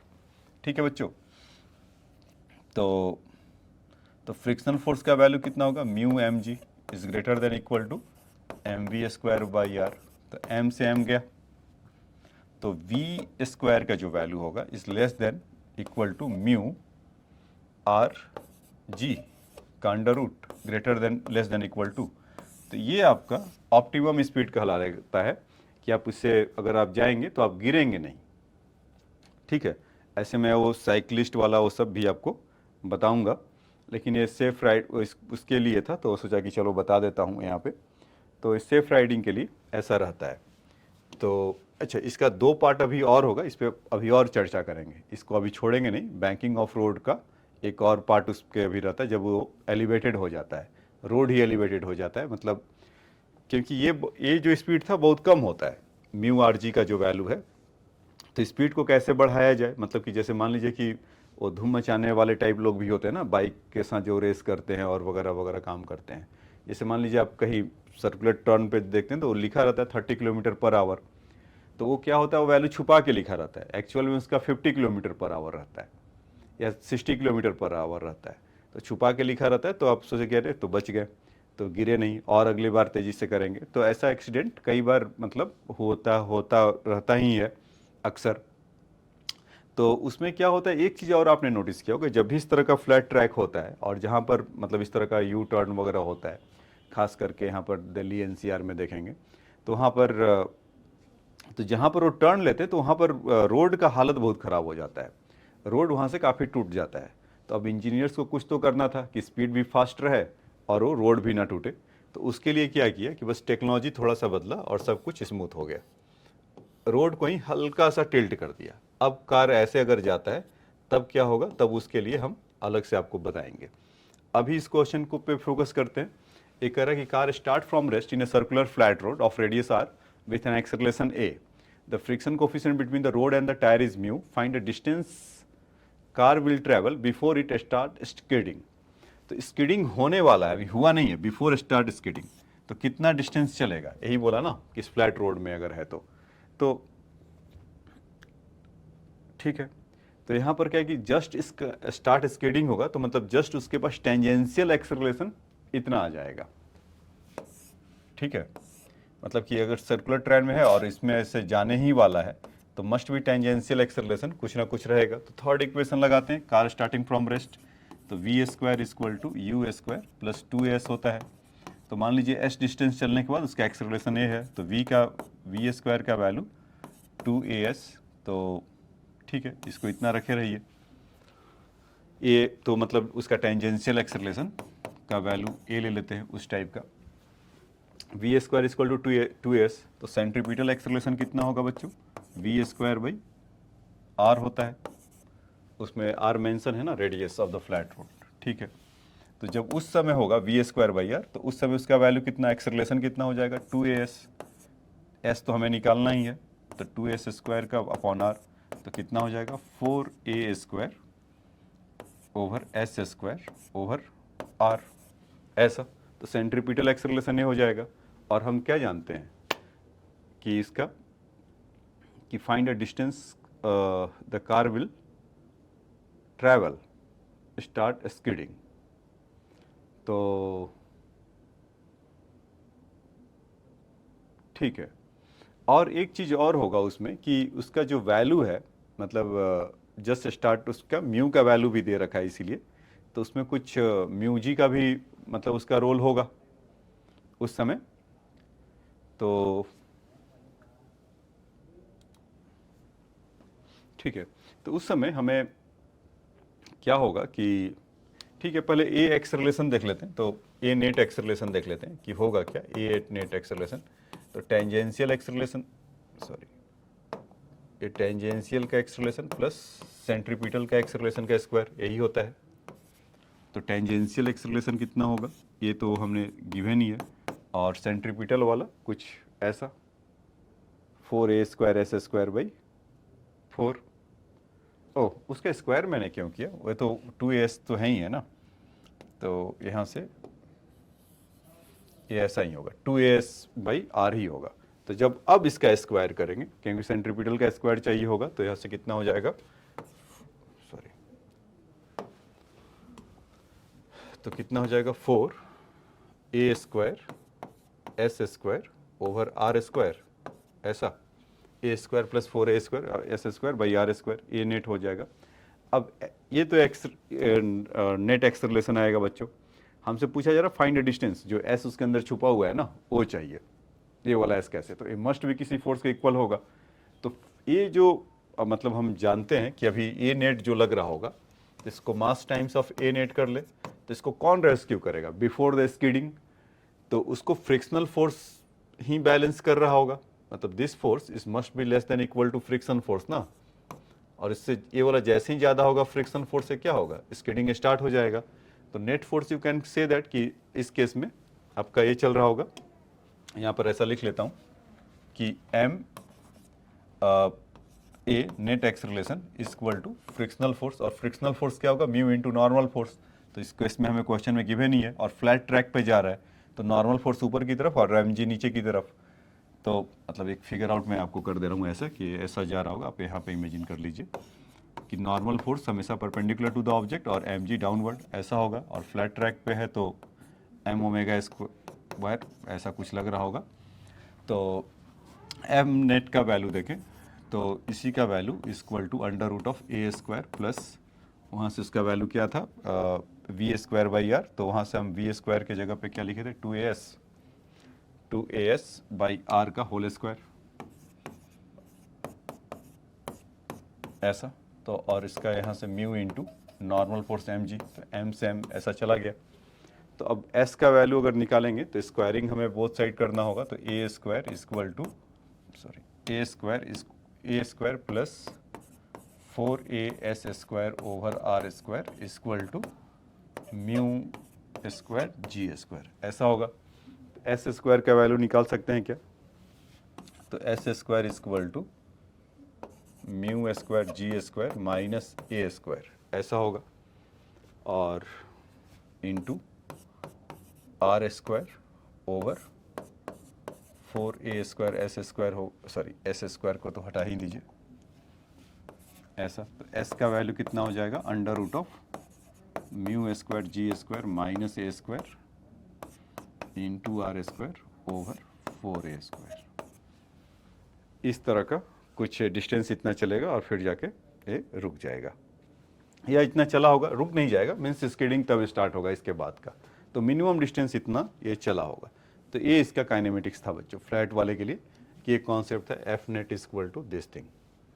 तो इसको नोट डाउन कर लीजिए, मैं दूसरा फिर देता हूँ इसके बाद।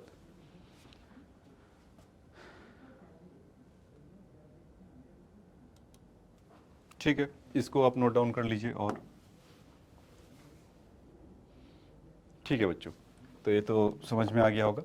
तो बैंकिंग ऑफ रोड पर इस कॉन्सेप्ट पे क्वेश्चन था।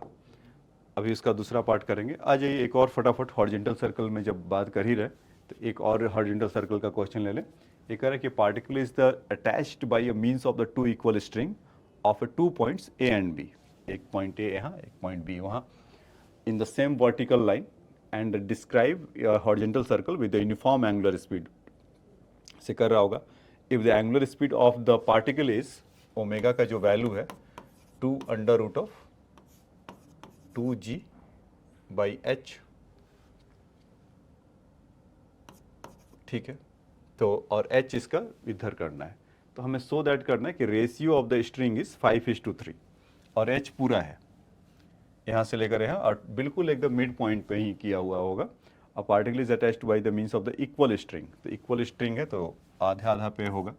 तो यहाँ से ये चीज़ आपका h/2 होगा एक। तो फिर वहाँ पर होगा दो अलग अलग पॉइंट पे है तो टेंशन T1 T2, और फिगर में हमें गिवन है सोन इन फिगर। बोला है नहीं बोला है, ठीक है, नहीं बोला है तो बना भी सकते थे, लेकिन यहाँ बना बनाया हुआ है तो हमारे लिए फिगर आउट करना आसान होगा। कि इस तरह का ऐसा गोल गोल, मतलब मान लीजिए कोई स्ट्रिंग ऐसा इस तरह से, अगर आप देख भी रहे होंगे कि ऐसा मैं इसको पकड़ लूँ और इस तरह से ऐसे घुमाऊँ तो आप पाएंगे ना, या आप कुछ भी, मतलब कुछ पतला टाइप का स्ट्रिंग है या टावल वगैरह भी है, उसको भी आप इस तरह से बनाकर देख सकते हैं। तो इस तरह से आप देखेंगे तो यहाँ पर ऐसा लग रहा होगा T1 T2। तो यहाँ से थीटा, यहाँ से थीटा है। तो इसको अब जब आप ब्रेक करेंगे तो ये भी थीटा थीटा हो जाएंगे, ये थीटा तो इधर से थीटा हो गया। तो T1 का ये वाला कंपोनेंट कितना हो जाएगा बच्चों, T1 कॉस थीटा, और नीचे इसका T2 कॉस थीटा। ऐसा होगा क्या, उसका वेट होगा तो mg भी नीचे भी लग रहा होगा। तो T1 कॉस थीटा और T ऐसे लग रहा होगा, ये तो आपको मिल गया। फिर इन दोनों का इसी डायरेक्शन में दो आएंगे, एक तो T1 साइन थीटा होगा और दूसरा T2 साइन थीटा होगा। यहाँ पे एक एक करके लिख दे रहा हूँ, T1 साइन थीटा और T2 साइन थीटा, और ऐसा बाहर की तरफ से m ओमेगा स्क्वायर r ऐसा लग ही रहा होगा। ठीक है, तो अगर देखें तो हमें डायनेमिक्स इसका क्या क्या मिला कि T1 cos theta equal to T2 cos theta plus mg, पहला वाला। अगर वर्टिकल को देखेंगे तो यही मिलेगा, और हॉरिजॉन्टल डायरेक्शन में देखेंगे तो क्या मिलेगा, T1 sine theta plus T2 sine theta equal to m omega square into r। Radius जो भी स्मॉल r बोला है, कैपिटल R लिख दिया, वहाँ भी कैपिटल R लिखा था इस चलते। तो यहाँ पर हमें T1 और T2 का रेशियो ही चाहिए। तो हम दो इक्वेशन, दो अननोन है, सब कुछ तो थीटा वो वगैरह पता ही है। तो यहाँ से आपको दिख रहा है क्या, इसको T2 को इधर ला दो तो T1 माइनस इसी को T1 minus T2 equal to cos theta common ले लीजिए तो mg बाई कॉस थीटा आ जाएगा क्या। ठीक है, और यहाँ से दूसरा वाला कि T1 प्लस T2 करेंगे तो m omega square r by sine theta ऐसा मिल जाएगा। तो हाँ, ऐसा हो तो हो सकता है। और इन दोनों को अगर करे भी, मतलब T1 का वैल्यू अगर निकालें, इसको सम करेंगे तो ये 2T1 से उधर हो जाएगा क्या, mg अगले पेज पे लिख लूँ। मतलब इसको जब आप सम करेंगे तो T2 अपने घर चले जाएंगे, तो mg cos theta plus m omega square r by sine theta ऐसा होगा। 2 को और डिवाइड कर दीजिएगा तो मतलब कुछ यहाँ से T1 इक्वल टू ये ऐसा मिल जाएगा mg by cos theta plus m omega square r by sine theta. ऐसा T1 का वैल्यू, और ऑफ कोर्स क्योंकि 2T1 था ना, तो 1/2 ये बाहर की तरफ रहेगा। ऐसे ही जब इसको करेंगे, अगर पेज पे लिख ही लेता हूँ, अब इसको माइनस करोगे तो क्या होगा, बस मतलब इसको बाहर लिख लीजिएगा, तो माइनस माइनस प्लस हो जाएगा, तो m omega square sine theta minus mg cos theta हो जाएगा। चलो मैं इसको T1 का वैल्यू लिख ही देता हूँ यहाँ पर। T1 इक्वल टू, क्योंकि उसका रेशियो निकालना ही है, 1/2, तो m omega square R by sine theta plus mg by cos theta, ये आपका T1 का वैल्यू आ जाएगा। दूसरा T2 का इन दोनों को माइनस करेंगे तो 1/2, तो बस यहाँ पर ही खाली माइनस आ जाएगा, m omega square R sine theta minus mg by cos theta, ऐसा। अब इन दोनों को डिवाइड करिए तो हाफ हाफ तो अपने घर चले गए, तो T1 बाई T2। और अब इसमें आपको बच्चे वैल्यू रखना पड़ेगा, क्योंकि वहाँ से देखिए कि साइन थीटा और इसमें अगर रिलेशन देखेंगे आर में, तो यहाँ से r बाई आर और h के टर्म इसीलिए दे रखा है ना, तो उसमें आपको ये देखना होगा कि जो रूट का जो वैल्यू है वो कितना है, √2h/h, ठीक है, √2gh/h, ये पूरा ओमेगा का वैल्यू है, तो वो भी कुछ ना कुछ जाएगा और वो कैंसिल आउट होंगे। तो एक एक करके मैं उसको लिखना चालू कर लेता हूँ। जैसे मान लीजिए कि वहाँ से कैपिटल आर का वैल्यू है, तो कैपिटल आर का वैल्यू मतलब उसको इन द साइन थीटा के टर्म में चाहिए, तो वहाँ से कितना मिल जाएगा, h/2। देखिए कि आर मतलब साइन थीटा का वैल्यू कितना हो जाएगा, आर बाई दिस h/2। तो यहाँ से हम बोल सकते हैं ना कि आर बाई साइन थीटा का वैल्यू कितना हो जाएगा, ये दिख रहा है ना आप लोग को, हाँ दिख तो रहा है, आर बाई साइन थीटा का value equal to h/2, capital R लिख लो। और तो आर बाई साइन थीटा जहाँ पर है इसके जगह पे तो h/2 आ जाएगा, है ना, और वहाँ से वो कैंसिल और कुछ कर रहा है, तो आइए, और ओमेगा का वैल्यू √2gh/h है ही है, तो इसका जब वैल्यू हम रखेंगे, हाँ तो या पूरा इसका अलग से कैलकुलेट कर लेते, क्योंकि बार बार वो चाहिए होगा ना, m omega square by sine theta. तो m ओमेगा स्क्वायर का वैल्यू कितना था, √ या 2 × 2g/h, तो इसको स्क्वायर करेंगे तो कितना हो जाएगा, 4 और 2, तो 8gh/h आ जाएगा क्या। इसका यहाँ से लिख दे रहा हूँ, ओमेगा स्क्वायर देखो, तो 2 × 2 = 4, और अंडर से रूट हटेगा तो फिर एक 2 आ जाएगा, तो कितना आ जाएगा, 8g/h, ऐसा। तो यहाँ पर उसका वैल्यू रखेंगे 8g/h, और यहाँ से r बाई साइन थीटा का वैल्यू h/2, तो यहाँ से कैंसिल हो गया, तो यहाँ से आप देखेंगे तो कितना आ गया वैल्यू इसका, 4mg, ऐसा, ठीक है। तो अब वहाँ पर उसका वैल्यू रख दीजिए, और इन दोनों का हमें रेशियो ही निकालना है, तो हाफ हाफ तो ये तो चले गए, तो हम m omega square r by sine theta का वैल्यू कितना आ जाएगा, 4mg, तो यहाँ पर लिख लेते हैं 4mg, ठीक है, प्लस mg। अच्छा, कॉस थीटा के लिए कुछ है क्या, तो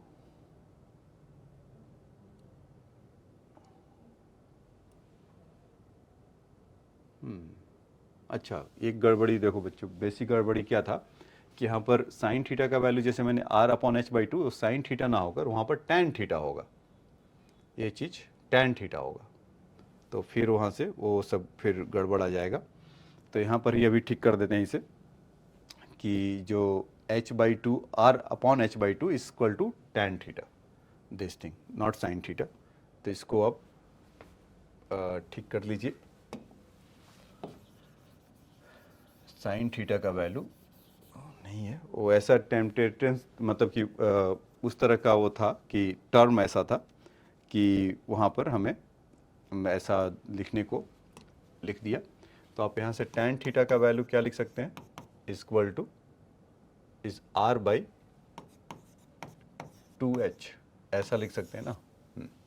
अब ये ठीक है, इसको लेकर आते हैं इधर, यहाँ नहीं, r नहीं तो फिर ये सब हटाना पड़ेगा।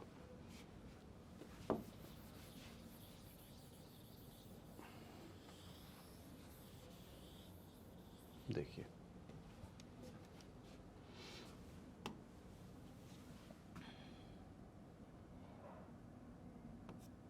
Are by 2h equal to tan theta है, ऐसा है। तो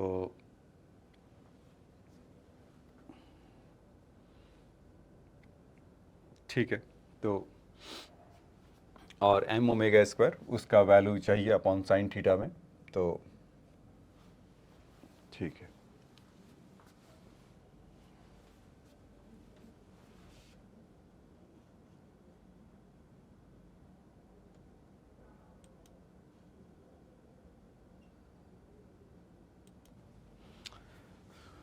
ठीक है, तो इसमें क्या करिए कि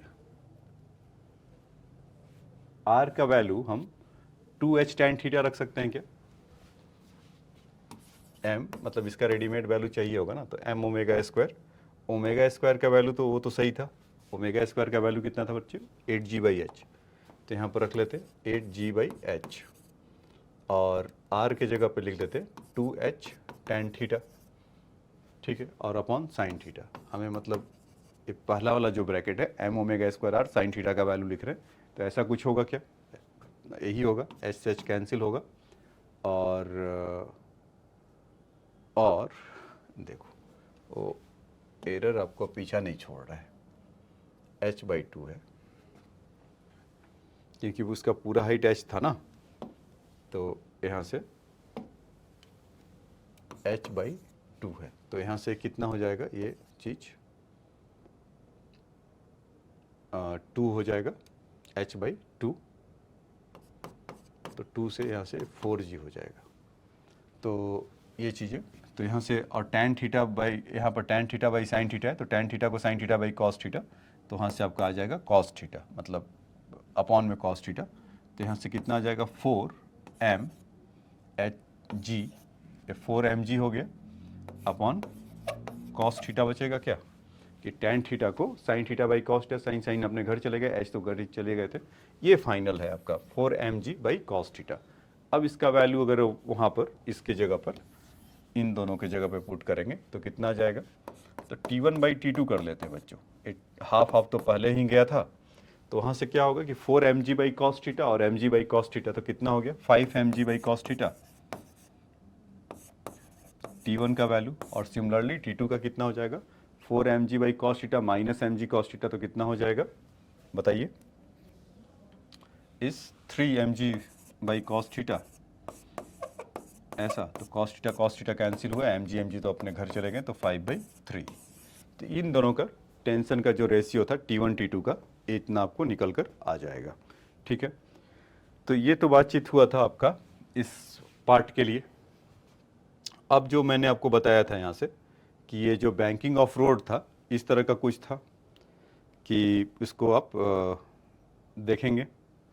तो आइए इसी का एक्सटेंशन जो मैंने आपको बोला था कि इसका एक्सटेंशन क्या था कि जब उसको रेस्ट प्लेटफॉर्म पे जो चला जाता है तब क्या होगा, तो आइए उसी को मैं बता देता हूँ कि क्या होता था कि उसमें ये वाला जो स्पीड था ऑप्टिमम स्पीड कहलाता था कि √μrg, ठीक है। तो उसमें आप देखेंगे कि जो म्यू का वैल्यू है वो टेक्नोलॉजी बदलने से कैसे वो बदल जाएगा, आरजी तो उतना ही रहेगा, बस म्यू का वैल्यू कम और ज़्यादा होते रहेगा।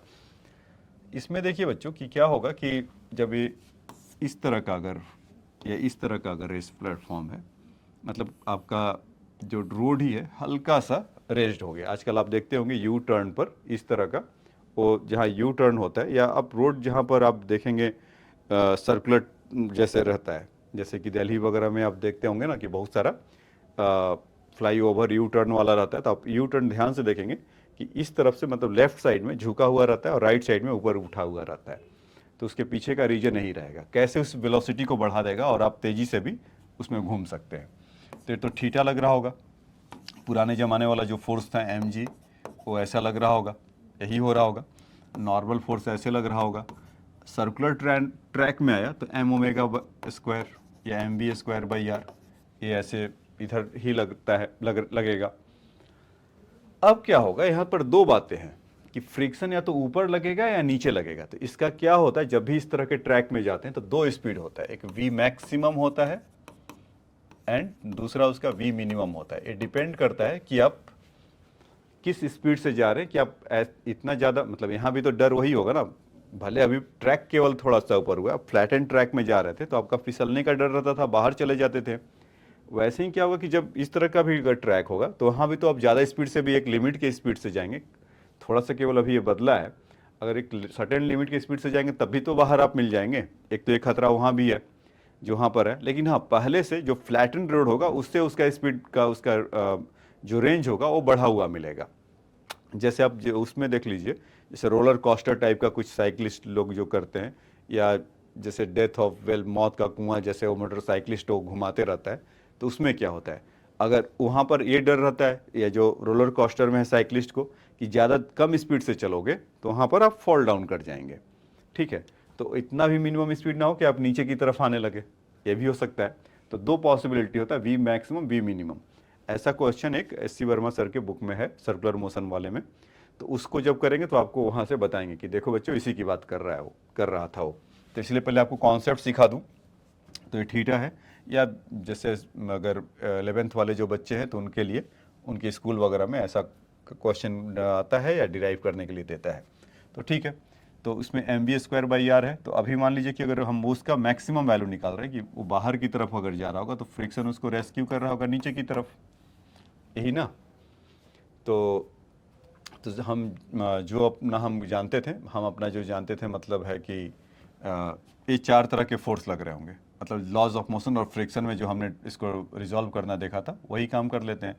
तो mg हमारा डाउनवर्ड लगेगा, mg cos थीटा, ठीक है, और यहाँ से mg sin थीटा, पहले mg को ब्रेक कर लिया। फिर इस वाले फोर्स को mv²/r है, इसको अगर ब्रेक करेंगे ये थीटा हुआ तो ये थीटा हुआ, तो यहाँ से कितना हो जाएगा mv²/r cos थीटा। ये थीटा था तो ये भी थीटा है ना, हॉरिजॉन्टल से बना रहा है, और उसी के साइड में नॉर्मल फोर्स वाले में mv²/r sin थीटा। तो यहाँ पर बच्चों नॉर्मल फोर्स तो ज़बरदस्त बदला। नॉर्मल फोर्स की जगह पर हम क्या लिख सकते हैं, mg cos थीटा तो पहले था ही था, प्लस यहाँ से mv²/r sin थीटा, ऐसा आया क्या, ये नॉर्मल फोर्स हो गया।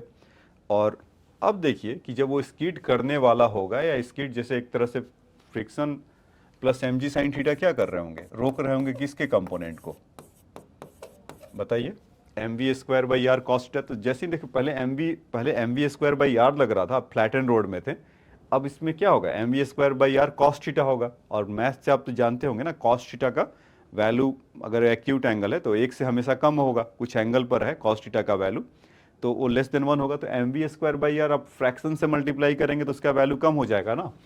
ये चीज़ मैं बता रहा हूँ, बोलने की कोशिश कर रहा हूँ, आप समझिए इसको। mv²/r cos theta is less than mv²/r because due to the cos theta. तो cos थीटा, तो इंजीनियर ने ऐसा कुछ सोचा होगा कि एक कंपोनेंट उसका कम लगने लगेगा, तो इसको फ्लैट पे करो, तो हम उस पर क्या होगा कि जितना भी स्पीड जाओगे तो फिसलने का डर, जो नेट फोर्स जो बाहर की तरफ लग रहा होगा वो कम कर देगा जैसे ही आप रेस्ट प्लेटफॉर्म पे जाएंगे, तो उसका फायदा उठाएगा। तो फ्रिक्शन और mg cos थीटा अभी भी इसको बचा रहे होंगे, या मतलब कह रहे होंगे कि इससे ज़्यादा मत जाना, नहीं तो आप बाहर की तरफ मिलेंगे। mv²/r cos थीटा, ऐसा। तो अब हमें इसमें से v का वैल्यू निकालना है, और फ्रिक्शन अब आपका एक यहाँ पर और है। तो फ्रिक्शन के लिए देखा जाए तो कितना आ जाएगा, mu into normal force equal to mg sin theta mv²/r cos theta. तो एक स्लाइड और लगेगा मुझे उसको बताने के लिए, तो एक इधर कर लेते हैं। म्यू नॉर्मल फोर्स क्या था बच्चों, mg cos थीटा था, और साथ ही साथ mv² का जो इधर वाला कंपोनेंट था जो नॉर्मल फोर्स में था mv²/r, ये आपका sin theta,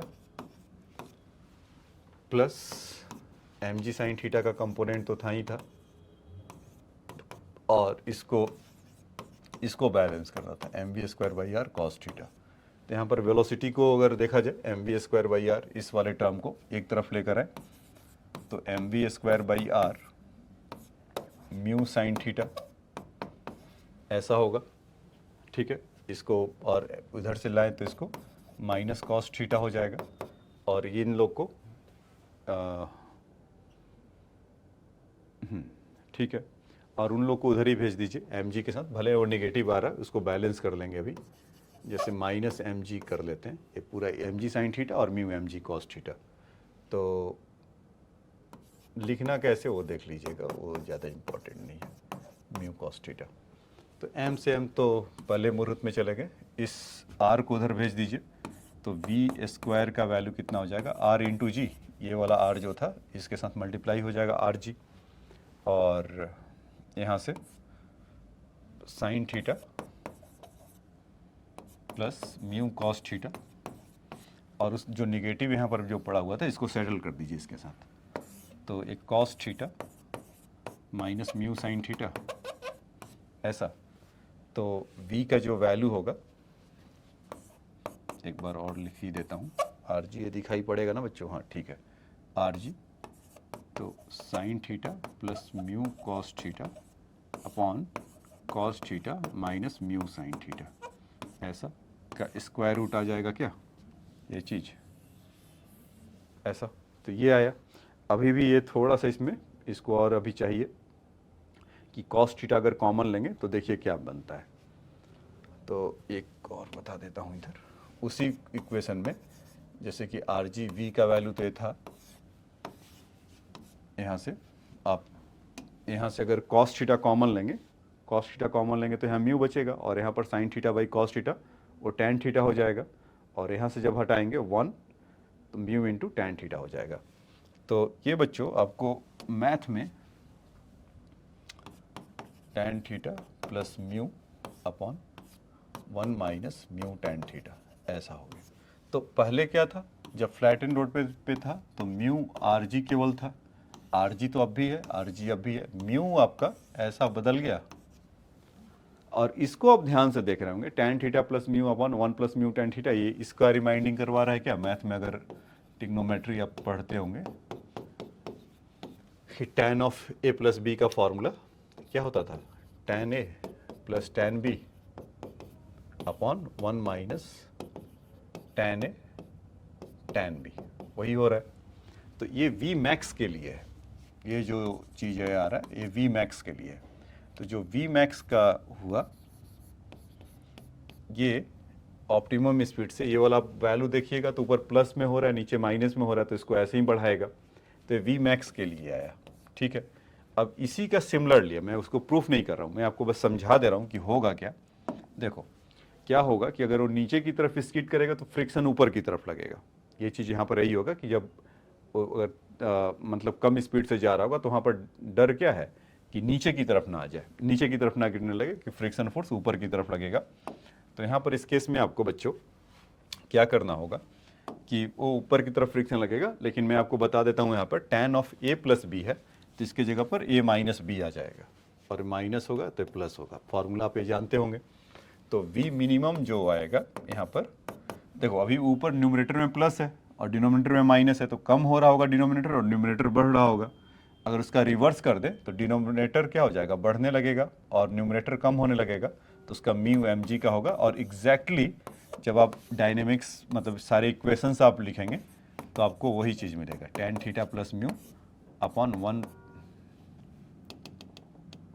tan theta minus mu upon 1 plus mu into tan theta, इस तरह का मिलेगा एक्सप्रेशन। तो जो वेलोसिटी मिनिमम होगा वो इतना होगा और मैक्सिमम होगा वो इतना होगा, ठीक है। आप अगर उसका इक्वेशन वगैरह लिखेंगे, फोर्स मतलब कि इसका लिखने का यहाँ से, तो ये सब बातें एग्जैक्टली सेम होगा, बस फ्रिक्शन वाला जो होगा उस डायरेक्शन में हो जाएगा ऊपर की तरफ। तो जो अभी हम F plus M G sine theta लिखे थे, उस केस में क्या लिखेंगे, M G sine theta is equal to M B square by R cos theta minus frictional force. तो जो अभी प्लस हमारे एक्सप्रेशन में आ रहा था वो माइनस आने लगेगा और इस तरह का कुछ बनेगा। तो ये बात समझ में आया बच्चों आपको। तो ये आपका था बैंकिंग ऑफ रोड। तो इस क्वेश्चन पे बैंकिंग ऑफ रोड था और एलिवेटेड रोड आप कह लीजिए इसको। तो नेक्स्ट क्वेश्चन जब नेक्स्ट लेक्चर में जब मिलेंगे आपसे, तो इसके ऊपर 2-3 क्वेश्चन कराएंगे, जो भी देखेंगे अगर अवेलेबल है इरोडोव वगैरह में, या इधर उधर से कुछ आपके लिए निकालते हैं, और फिर उसके बाद एस सी वर्मा सर के बुक का मतलब रखेंगे। तो आप भी तैयार रहिएगा। आप भी क्या कर सकते हैं कि यहाँ तक स्टॉप करके आप अपना जाकर उधर एस सी वर्मा से आप क्वेश्चन ट्राई करिए। और जो नहीं होता है तो नेक्स्ट लेक्चर फिर देखिए, वहाँ पर आपको मिला रहेगा, तो कुछ एक्सप्लेनेशन है कुछ और नए मोड के साथ। मतलब कहने का मतलब ये है कि सॉल्यूशन आपको अवेलेबल नहीं रहेगा, वहाँ पर एक्सप्लेनेशन हो रहेगा। तो डिफरेंस बिटवीन सॉल्यूशन और एक्सप्लेनेशन में है कि आपको सॉल्यूशन नहीं प्रोवाइड कर रहे, साथ साथ आपको और भी आइडिया उसमें बताया जाएगा कि भाई ये कॉन्सेप्ट ये लगा इसमें और ये लगा, और इसका अप्लीकेशन आप ये कर सकते हैं। ठीक है बच्चों, तो आज के लेक्चर में इतना ही। Thanks for your time.